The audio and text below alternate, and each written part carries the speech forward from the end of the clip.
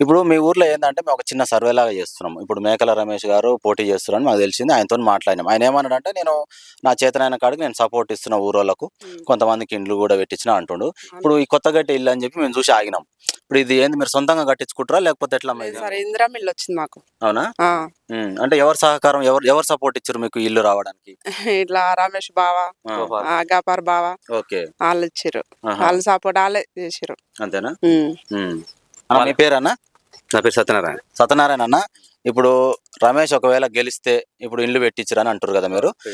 గెలిచిన తర్వాత మీరు గెలిపించుకున్న తర్వాత ఎట్లా మళ్ళీ ఇంతే సహకారం ఉంటదన్న నమ్మకం ఉందా అన్న మీకు? చేస్తాను. ఏదైనా ఎప్పుడైనా మన ఊరికి మంచి పనులు చేస్తాను. అంతేనా? హ్మ్. హ్మ్.